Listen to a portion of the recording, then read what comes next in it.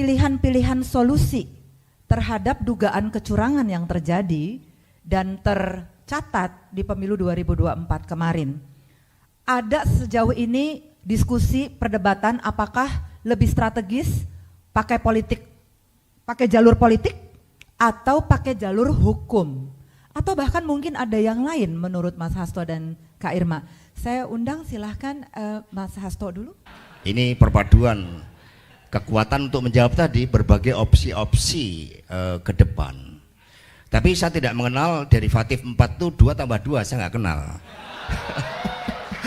Bukan karena diintimidasi, tidak. Karena 2 tambah 2 itu bukan 4, tapi sama dengan Pak Jokowi. Sebab Pak Jokowi lah yang melipat gandakan kekuatan nomor 2, betul tidak?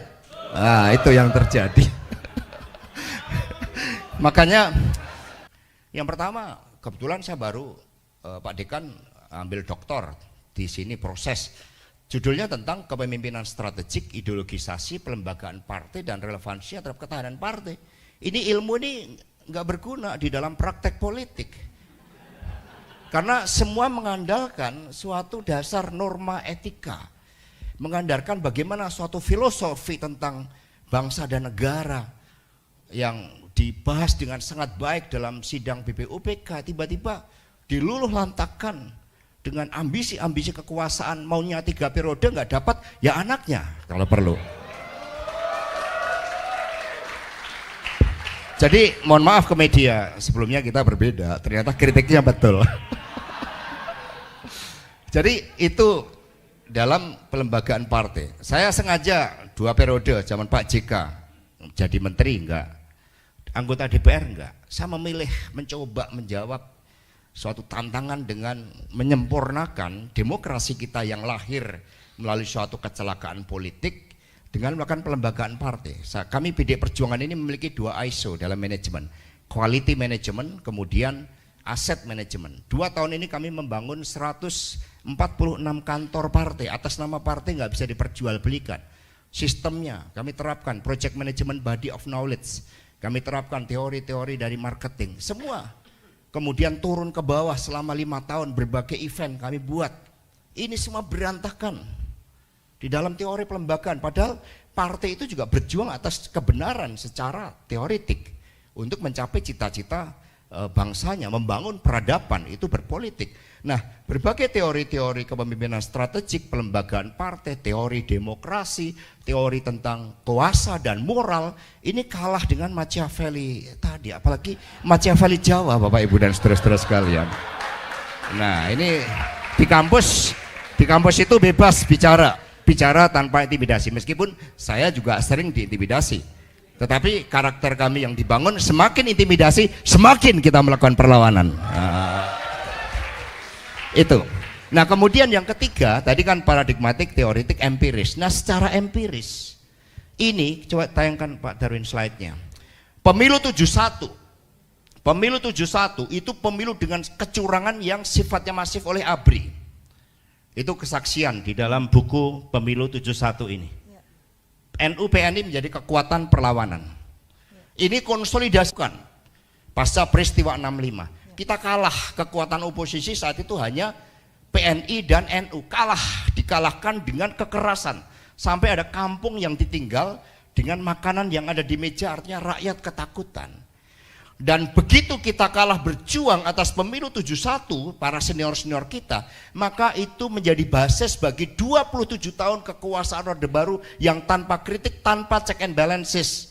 Dan semua serba diatur, pemilu tahu hasilnya sebelum pemilu. Kali ini juga Kodari tahu hasilnya sebelum pemilu dilaksanakan.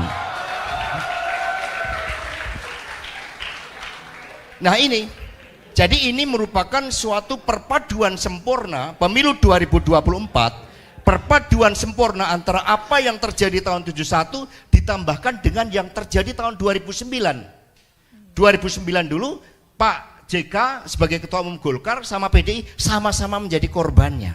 Padahal ketika kami berada di luar pemerintahan, yang kami hadapi itu strategi Pak JK yang sangat hebat.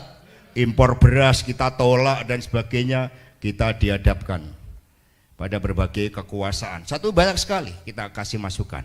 Tetapi kita sama-sama menjadi korban karena apa? Pemilu 2009 itu the first election di dalam Indonesia yang menggunakan praktek-praktek demokrasi elektoral, partai politik berubah fungsinya menjadi partai elektoral. Maka ini yang terjadi 2009. Berbagai teori dipakai. Ada populisme yang dipraktekkan Taksin. Penelitian Marcus Mester, mohon maaf ya agak panjang dikit. 2 billion US dollar hanya dalam waktu 6 bulan. Korbannya siapa? Partainya Pak JK dan PDI Perjuangan. 2 miliar dolar dari Juni 2008 sampai Februari 2009 dengan bansos. Ini politik bansos yang pertama di Republik yang dikaitkan dengan elektoral.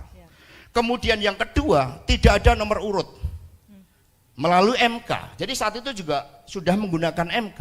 Dengan tidak ada nomor urut berlaku dalil dari Afrika. Ini dalam Political Management Handbook. Apa itu dalil Afrika? Semakin kompleks pemilu, semakin mudah dimanipulasi. Kemudian menggunakan bandwagon effect. Ini teori dari Amerika Serikat yang dikenal kampionnya demokrasi langsung.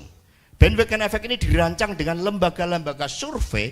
Ini dalam teori Michael Porter, dia mengambil alih fungsi partai politik.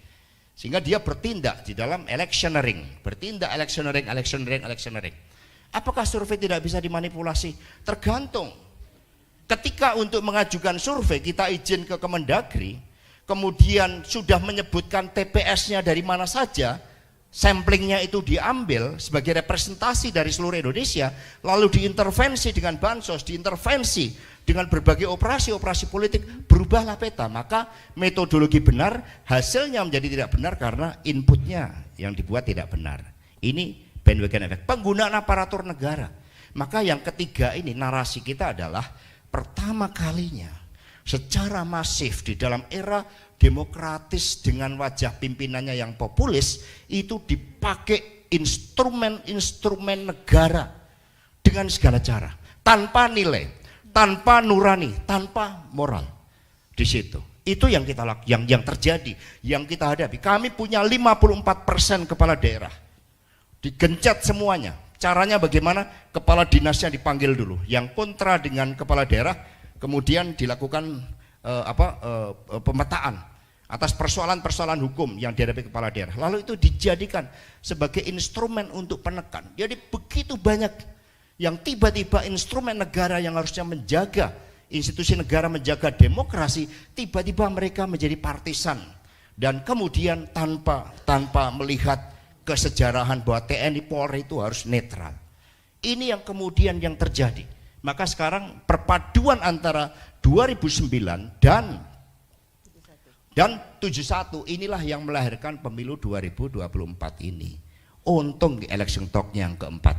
Nah, sehingga kita harapkan berbagai opsi-opsi ke depan apa. Ini kita berbicara masa depan. Seperti Pak JK tadi.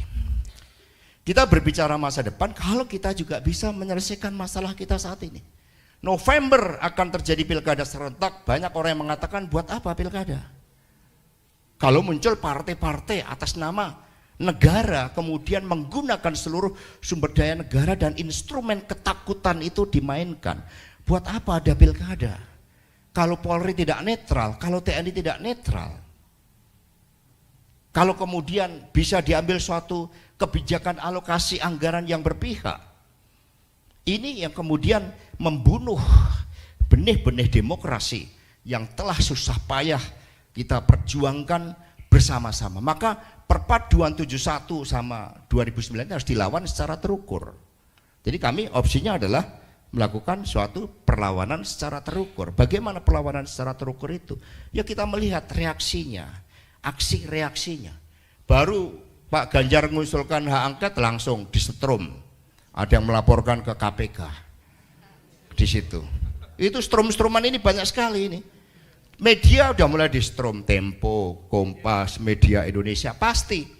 Dan inilah yang kemudian wajah populis yang ternyata berlindung di balik kata-kata demokrasi prosedural. Silakan ajukan ke polisi, silakan ajukan ke Bawaslu. Silakan, ini kan demokrasi prosedural, tetapi dalam substansinya sudah tidak ada lagi demokrasi kedaulatan rakyat itu. Maka perlawanan secara terukur opsinya bagaimana? Politik sebagai opsi, tapi syaratnya harus muncul trust.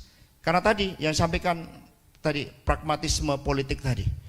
Semua mencoba untuk diatur karena kita telah berulang kali mempraktekkan demokrasi liberal yang tanpa kita sadari ini mereduksi berbagai nilai-nilai peradaban yang seharusnya menyertai di dalam demokrasi itu. Kami misalnya pernah mencalonkan pilkada Rano Karno melawan saudaranya Bu Atut saat itu karena kami ingin anti korupsi. Kemudian kalah, nggak ada apresiasi karena dana yang berbicara di situ. Kami pernah mencoba untuk memasukkan menteri-menteri ke KPK, tapi ternyata dia juga bukan wajah para dewa yang terlepas dari kepentingan. Ternyata KPK juga pengaruh kepentingan. Bahkan revisi undang-undang KPK yang terakhir itu juga syarat dengan berbagai kepentingan kita lihat gitu. Karena ada anaknya penguasa yang mau jadi wali kota misalnya di situ. Nah, untuk itu Bapak Ibu dan saudara-saudara sekalian, maka mari kita melihat secara komprehensif terhadap mimpi kita sebagai sebuah bangsa yang menjadikan demokrasi sebagai alat untuk mewujudkan kesejahteraan rakyat, bukan demokrasi sebagai kopi cara-cara barat yang kemudian dalam hal values, kulturnya itu berbeda dengan kita. Sehingga ini merupakan suatu momentum untuk melakukan suatu evaluasi bahwa demokrasi memerlukan moral, memerlukan nurani, tetapi di dalam prakteknya berbagai syarat-syarat netralitas negara itu tetap harus dilakukan. Maka opsi hukum, opsi politik termasuk menggunakan hak angket itu sedang kami kaji secara penuh dan ini harus bersama-sama. Karena tidak bisa sendirian. Kalau sendiri dengan praktek demokrasi liberal seperti ini pasti terkunci. Saya yang menjadi pejabat negara, saya nggak menjadi anggota DPR cukup lama, cukup sekali. Saya lebih memilih membangun organisasi. Sekjen saya bisa memilih dimanapun menjadi anggota legislatif, saya nggak mencalonkan. Itu pun masih bisa dicari-cari, Mbak. Cari, sekjen ini bayar pajaknya bener nggak? Saya dapat informasi, hati-hati Pak Hasto jadi TO nomor 1 karena terlalu berbicara keras. Tetapi mari bahwa untuk berbicara tentang bangsa dan negara memang diperlukan keberanian. Beberapa waktu yang lalu saya ke Solo, kemudian saya tiba-tiba lihat pengen ada patung Adi Sumarmo. Usianya 25 tahun dia menempuh jalan mati bersama Adi Sucipto sama Halim Perdana Kusuma 27 tahun yang kemudian berhadapan dengan kekuatan pertahanan udara Belanda, tahu resikonya ditembak. Tetapi mengapa mereka memilih itu? Karena mereka yakin para pahlawan kita bahwa di balik kemerdekaan itu kita akan ada sesuatu yang mengatasi rasa keberanian, yang mengatasi rasa ketakutan. Maka mari kita bersama-sama menggalang suatu kesadaran dulu bahwa ini ada yang tidak beres.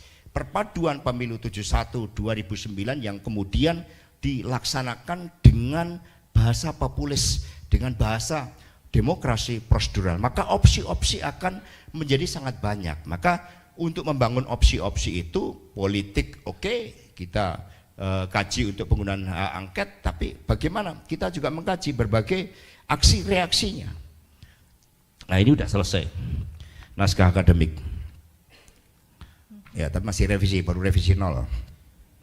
Revisinya moga-moga nggak perlu pakai revisi 4 ya, cukup revisi 2. Nah ini yang opsi-opsi yang kita jalankan perlawanan secara terukur demi menjaga masa depan, karena tanpa demokrasi yang berdaulat rakyat nggak akan ada lagi harapan untuk lahir seorang pemimpin yang betul-betul memiliki kualifikasi ideologi, teknokratik, kemampuan manajerial, nilai-nilai moral yang baik. Yang akan muncul adalah suatu persekongkolan di dalam demokrasi kalau ini kita biarkan. Maka opsinya banyak, tetapi memadukan antara politik dan ekonomi serta membangun kesadaran untuk merangkul seluruh elemen-elemen agar kita bisa menyuarakan untuk membangun demokrasi Indonesia demi masa depan kita, demi lahirnya pemimpin-pemimpin yang baik, bukan pemimpin-pemimpin karbitan tanpa proses. Terima kasih.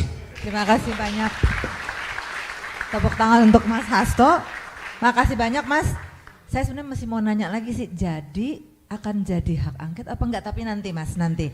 Karena seru dengernya. Terima kasih Mas Hasto bahkan mencerahkan kita secara, buat saya tadi adalah strukturisasi yang dilakukan ketika kita mengatakan ada dugaan kecurangan, kita bisa ngomong soal ketidakpuasan, tapi strukturisasi tentang apa yang ditemukan dan apa yang dirasakan menurut saya juga penting.